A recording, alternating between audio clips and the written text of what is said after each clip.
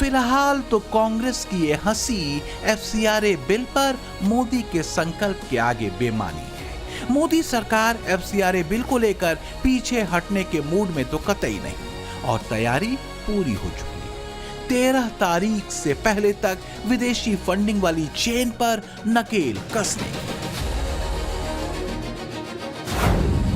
क्योंकि एनडीए ने अपने सभी सांसदों से सोमवार से लगातार संसद में मौजूद रहने को कहा है।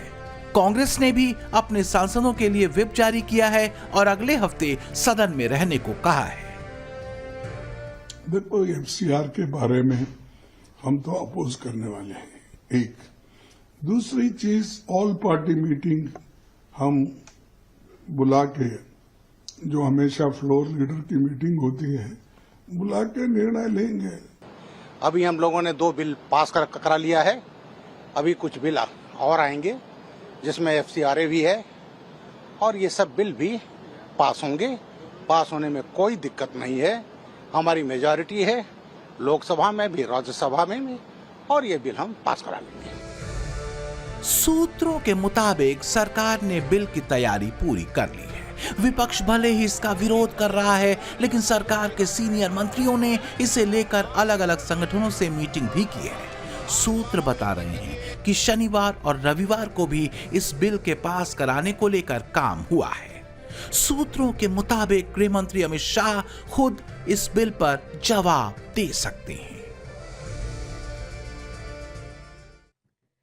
वैसे मैंने आपको न्यूज की पाठशाला की रेगुलर क्लास में एफसीआरए बिल के बारे में बहुत डिटेल में बताया था, क्यों ये बिल देश के लिए बहुत जरूरी है समझाया था। आज उसका रिवीजन भी करवाऊंगी और अगर क्लास छूट गई है तो कोई फिक्र की बात नहीं है, टेंशन नहीं लेना। आपको आज समझाएंगे कि एफसीआरए क्यों जरूरी है और एफसीआरए से पहले जब ये नकेल कसी गई उससे पहले किस तरीके का खेल होता था। 2014 से पहले का दौर याद कीजिए। आए दिन देश के अलग अलग हिस्सों में धमाके, कभी किसी शहर में कर्फ्यू, कभी किसी शहर में दंगा, नक्सल हिंसा की तो बस पूछिए ही मत। रेड कॉरिडोर में आग लगी हुई रहती थी, मजाल कि कोई प्रोजेक्ट वहां रहने वाले लोगों के लिए पहुंच जाए। पैसा कहां से आता था? ऐसी अराजकता के लिए ही आता था ना। हुक्म अराजकता के लिए फंड चाहिए होता है, ये ऐसे ही नहीं हो जाती है, कहीं से तो पैसा आता होगा ना। आप देखिए कि चुपचाप गांव के गांव धर्मांतरित हो जाते हैं, कैसे? और बाद में पता चलता था कि जो पैसा आता है, जहां उस पैसे को लगना चाहिए, वहां लगने के बजाय खेल कुछ और ही चल रहा है। आज भी अस्पतालों और डॉक्टरों से ज्यादा तो एनजीओ है। और जो विदेशी फंड आ रहा है, अगर भलाई के लिए आ रहा है, तो किसी को बताने में कोई कोताही क्यों, कोई परेशानी क्यों? इधर का पैसा उधर वाला खेल अब बहुत हुआ। 2020 में एफसीआरए संशोधन अधिनियम पारित होने के बाद फंडिंग वाला खेल थोड़ा सा टाइट हुआ, लगाम कसी। नतीजा यह हुआ, देश में एक इकोसिस्टम जो अपने नैरेटिव, अपने हितों के लिए काम कर रहा था, उसका खेल पूरी तरह से बिगड़ गया। समझिए इस चैप्टर में। एफसीआरए बिल को लेकर एक नैरेशन विपक्ष की तरफ से पूरे जोर शोर से फैलाया जा रहा है कि एफसीआरए में संशोधन मोदी सरकार की दमनकारी नीति का हिस्सा है। खासकर धार्मिक नजरिए से इसे खूब देखा और दिखाया जा रहा है। लेकिन क्या ये ऐसा है? क्या ये पहली बार हुआ है जब एफसीआरए कानून में बदलाव होने जा रहा है? तो जवाब है बिल्कुल नहीं। कुछ फैक्ट्स देखें। फॉरेन कंट्रीब्यूशन एक्ट यानी एफसीआरए एक विदेशी अंशदान विनियमन अधिनियम है। इसे 1976 में पूर्व प्रधानमंत्री इंदिरा गांधी ने इमरजेंसी के दौरान बनाया था। इसका मकसद था भारतीय एनजीओ में विदेशी ताकतों की फंडिंग रोकना, ताकि भारत के एनजीओ, इंस्टीट्यूट्स और ट्रस्ट्स को पैसा देकर भारत के अंदरूनी मामलों को प्रभावित न कर सके। और एफसीआरए में पहला संशोधन हुआ था साल 2010 में मनमोहन सिंह सरकार के समय में। चाहे दौर कांग्रेस का रहा या फिर अभी की सरकार का, पक्ष बिल्कुल साफ रहा है। विदेशी फंड के जरिए बाहरी शक्तियां देश के अंदरूनी माहौल को बिगाड़ न सकें और देश की राजनीति को प्रभावित न कर सकें। क्योंकि अस्थिरता देश के विकास में बड़ी बाधा है। चाहे 2019-20 में सीएए को लेकर फैलाए गए झूठ के खिलाफ शाहीन बाग जैसे प्रदर्शन रहे हों, या फरवरी 2020 में उत्तर पूर्वी दिल्ली में भड़के दंगे, या फिर किसानों का नाम लेकर 2020-21 में चला लंबा धरना प्रदर्शन। मीडिया रिपोर्ट्स के मुताबिक इन सभी में विदेशी फंडिंग की भूमिका सामने आई थी। एफसीआरए को लेकर मोदी सरकार बेहद संवेदनशील है। एफसीआरए संशोधन बिल को लेकर हर सवाल को संवाद के जरिए सुलझाने की कोशिश भी है। यही वजह है कि पिछले दिनों केंद्रीय गृह मंत्री अमित शाह के साथ कैथोलिक बिशपों, चर्च प्रमुखों की एक मीटिंग हुई, जिसमें एफसीआरए संशोधन विधेयक और विदेशी फंडिंग से जुड़े नए नियमों को लेकर चर्चा हुई।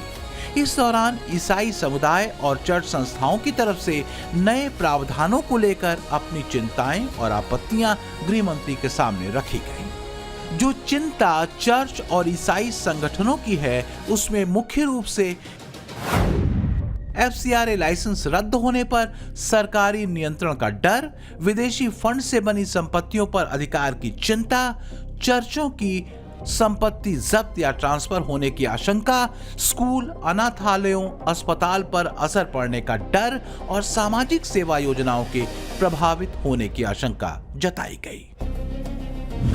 लेकिन एक पक्ष और है जो बीजेपी का है, वो है विदेशी फंडिंग के जरिए देश के भीतर चलने वाला धर्मांतरण का खेल और अराजकता रचने वाला षड्यंत्र। बीजेपी एफसीआरए संशोधन बिल को इस गंभीर मसले से जोड़ती है। बाहर से जो पैसे आते हैं किन कामों पर लगते हैं? वो मस्जिद बनाने के लिए लगते हैं, जिहादी पैदा करने के लिए लगते हैं, धर्मांतरण के लिए लगते हैं। आखिर किस लिए लगते हैं? उसका एक रेगुलेशन तो होना चाहिए। और ये हमने बिल नहीं बनाया, ये बिल तो जवाहरलाल नेहरू जी ने बनाया, इंदिरा जी ने उसको आगे किया, उसको राजीव जी ने आगे किया। उसमें समय पर कोई भी कानून है, समय समय पर उसमें चेंज की आवश्यकता पड़ती है। लगा कि इस एक्ट के कारण और भी धर्मांतरण की चीजें बढ़ती हैं, देश तोड़ने वाली साजिशें जो है उस माध्यम से जो है यहाँ पैसा भेजने का प्रयास करती हैं। तो नए एफसीआरए संशोधन बिल में आखिर नए प्रावधान क्या हैं, जरा इसे समझना जरूरी है। पहला है काम और इलाका अब एनजीओस को और ट्रस्ट को साफ बताना होगा। यानी संस्थाओं को अब रजिस्ट्रेशन सर्टिफिकेट पर साफ लिखना होगा कि अगर विदेशी फंड आ रहा है तो किस काम के लिए आ रहा है और किस राज्य में या यूनियन टेरिटरी में इसका इस्तेमाल। दूसरा है डेजिग्नेटेड अथॉरिटी का गठन, यानी सरकार एक नई अथॉरिटी बनाएगी जो इन एनजीओस के विदेशी फंड से बनी संपत्तियों को जब्त कर सकती है, बेच सकती है, जिनका एफसीआरए रजिस्ट्रेशन रद्द हो चुका है, सरेंडर हो चुका है या समाप्त हो गया है। तीसरा है सीडेशन का प्रावधान। अगर कोई संस्था 5 साल की अवधि के बाद अपना एफसीआरए रजिस्ट्रेशन रिन्यू नहीं करती है तो उसका सर्टिफिकेट अपने आप समाप्त माना जाएगा। चौथा है न्यूनतम खर्च की शर्त। एफसीआरए लाइसेंस बचाए रखने के लिए हर साल संस्था को अपने विदेशी फंड अकाउंट से कम 10 लाख रुपए खर्च करने होंगे। और पांचवा और जो सबसे अहम है वो है एनजीओस और ट्रस्ट को भारतीय स्टेट बैंक के नई दिल्ली मुख्य शाखा में स्थित एक ही विशिष्ट एफसीआरए खाते में ही विदेशी फंडिंग को लेना अनिवार्य होगा। इसके पीछे मकसद बहुत सीधा सा है कि एक खाते से सरकार को विदेशी फंडिंग के रास्ते को जानना और समझना आसान हो जाएगा। सरकार की नजर ऐसी फंडिंग पर हमेशा रहेगी। एक्सपर्ट कह रहे हैं कि एफसीआरए से आम नागरिकों पर कोई असर नहीं होगा, क्योंकि एफसीआरए सिर्फ विदेशी फंड लेने वाली संस्थाओं पर लागू होता है। हाँ, एनजीओस, ट्रस्ट या संस्थाओं पर इसका असर पड़ेगा अगर वो विदेशी फंड लेते हैं तो, वो भी तब जब रजिस्ट्रेशन रिन्यू न करने पर संपत्ति जब्त हो जाए। मस्जिद और चर्च जैसे धार्मिक स्थल विदेशी फंडिंग से बनते हैं तो जब्ती के बाद भी उनका धार्मिक स्वरूप बरकरार रहेगा, यानी इसमें कोई बदलाव नहीं होगा। लेकिन विपक्ष अपनी दूरबीन से एफसीआरए संशोधन को दिखा रहा है। Bureau report, times now, Navbharat.